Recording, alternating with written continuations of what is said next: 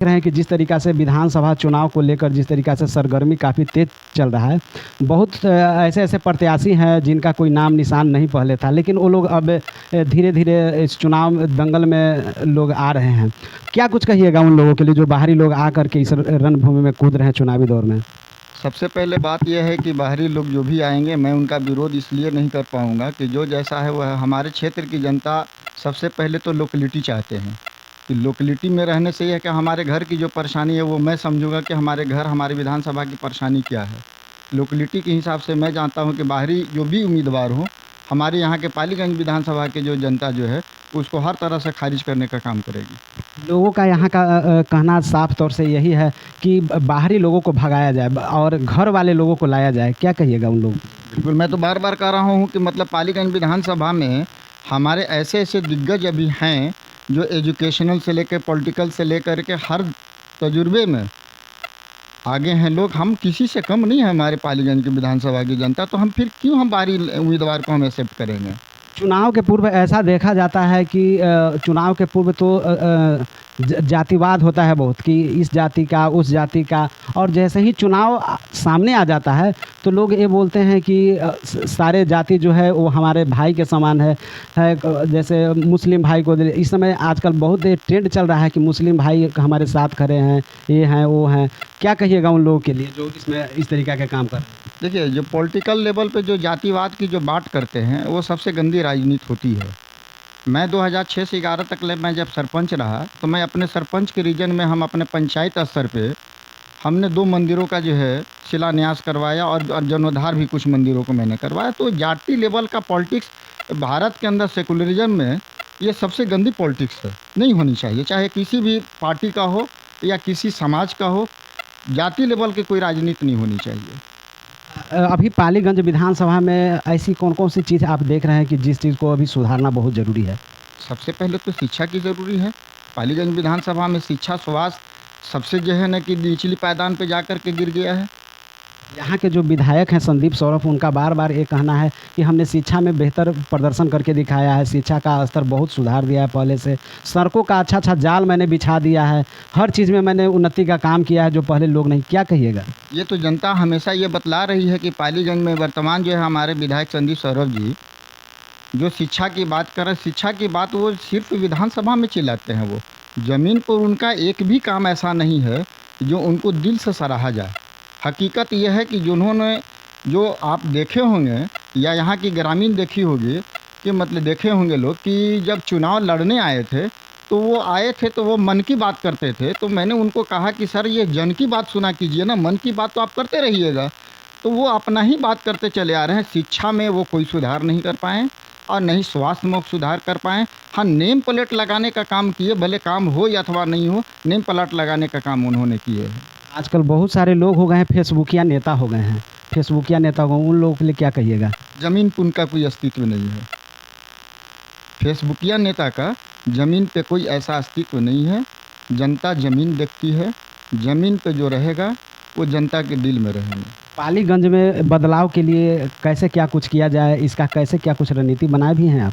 जैसे हमारी party AIM, हमारे बैरिस्टर वसीउद्दीन ओवैसी, हमारे प्रदेश अध्यक्ष अतुल इमाम साहब का जो है कहना है कि अगर मैं यहाँ से हमारी जनता अगर सहयोग करती है, जनता का आशीर्वाद प्राप्त होता है, तो हमारा सबसे पहले प्रयास रहेगा कि जीतते ही, मतलब ये नहीं कि हम 5 साल किसी जनता का मैं वेट करने दूंगा। मैं जैसे ही जीतूंगा, वर्तमान स्थिति में सारे स्कूलों की सुधार होगा, शुद्धिकरण होगा और हमारा ये लक्ष्य है कि अगले 5 साल के अंदर नहीं, 5 साल से 1 साल से 2 साल के अंदर हमारे पालीगंज विधानसभा के बच्चे मिनिमम कम से कम 10,000 नौकरी प्राप्त करेंगे। मैं ऐसा एजुकेशन लाऊंगा कि एजुकेशन के तरह पूरे भारत में ऐसा हमारा विधानसभा होगा कि पूरे भारत में ये नंबर 1 पर हमारा विधानसभा जाएगा। ये हमारा संकल्प है। और रह गई शिक्षा का, शिक्षा में अभी आप देखे होंगे कि हमारा दुल्हिन बाजार से पीएससी जो है भरतपुरा चला गया। तो मेरे भरतपुरा जाने का मेरा कोई विरोध नहीं है, हर जगह के लोगों की सुविधा होनी चाहिए। लेकिन ये बाज़ार है, मुख्य मार्ग है, यहाँ पे चारों तरफ से आगमन है। यहाँ जो ताला स्वास्थ्य का जो है पीएससी का जो लगा है, हम चाहेंगे कि आपके इस माध्यम से, आपके टीवी के माध्यम से, चैनल के माध्यम से कि यहाँ तत्काल जो है कम से कम ये ताला खुलवा करके पीएससी चालू करे, ताकि लोकेलिटी जो जनता एक्सीडेंट हो गया, अब भरतपुरा जाने में हमको कम से कम 5 किलोमीटर यहाँ से लग जाएंगे, तो 5 किलोमीटर की समस्या हमको तय करने में रास्ते में हमारा बच्चे जो है या जो भी हो गए, गर्भवती हो या माँ बहनें हो या एक्सीडेंटल हो, रास्ते में रह जाएगा। तो हम चाहते हैं कि यहाँ जैसे चालू था वहाँ रहे, उससे हमको कोई दिक्कत नहीं, खुशी है कि हमारा कम से कम डेवलप करे। तो ये यहाँ तत्काल आपके चैनल के माध्यम से हम चाहेंगे कि मतलब जो है इनको सुचारू ढंग से तुरंत चालू किया जाए। पालीगंज विधानसभा के लोगों का कहना ये है, जहाँ तक मैंने जीरो ग्राउंड से रिपोर्टिंग किया, कि यहाँ सरफराज अली जो ये पालीगंज विधानसभा का ये बेटा है, इतना लेट क्यों कर दिए विधानसभा क्षेत्र में उतरने में? लेट हमारी इसलिए रही है सर कि मैं सेकुलरिज्म पार्टी जो हमारी जो है, हमने पहले आरजेडी के प्रदेश अध्यक्ष हुआ करते थे, वो अपने आप के सेकुलरिज्म पार्टी कहलाते थे। मैं उस सेकुलरिज्म पार्टी से मैंने इंतज़ार किया कि मुझे पालीगंज विधानसभा में मुस्लिम समाज, जो जाति लेवल की बात मैं नहीं करूँगा, लेकिन मुस्लिम समाज जो है यहाँ आज तक वोट देते चले आए। मैंने कहा कि सेकुलरिज्म के नाम पे आप वोट ले रहे हैं, अच्छी बात है, हम सेकुलरिज्म के नाम पे हम दे रहे हैं। हम वो समाज हैं कि 2005 में जब जो है स्वर्गीय रामविलास पासवान जी 29 विधायक लेकर के लालू प्रसाद मतलब यादव जी के पास जब गए थे कि कोई अल्पसंख्यक समुदाय मेजोरिटी को जो है ला करके किसी मुख्यमंत्री का नाम चेहरा दीजिए, हम 29 विधायक जो है हम देने को तैयार हैं, और आप जो है एक मुस्लिम को जो है मुख्यमंत्री बना दीजिए और सरकार आप अपना बना लीजिए। तो हमारे माननीय मतलब जो है रामविलास पासवान जी का जो है ये देन रहा। लेकिन सेकुलरिज्म पार्टी हमारा जो है एक मुस्लिम समाज को एक्सेप्ट नहीं किया है। ये कैसा सेकुलरिज्म पार्टी है कि आप एक व्यक्तिगत एक पार्टी जो है एक घर के अंदर जो है सीमित करके रख दिए। तो उसके लेकर के इंतज़ार हमारी थी, हमारी ये था कि हमारे मुस्लिम समाज जो है, पालीगंज विधानसभा में 2 प्रखंड है, 2 प्रखंड में एक ही कास्ट क्यों? ये कैसा सेकुलरिज्म पार्टी है?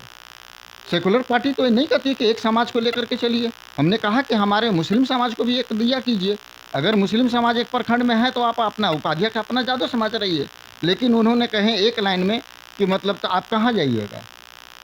आप जो है देश को निकालने, देश से मुसलमान को निकालने के लिए वाले लोग को पार्टी को वोट दीजिएगा। हमने कहा कि कौन वोट देश से निकाल दिया? जो यहाँ के नागरिक नहीं है वो निकलेगा, जो यहाँ के नागरिक है उसको कौन निकालेंगे? आज तक तो नहीं निकला। ये एक गंदी और एक सोची समझी राजनीति है जो मुसलमानों के नाम पे ये राजनीति हो रहा है।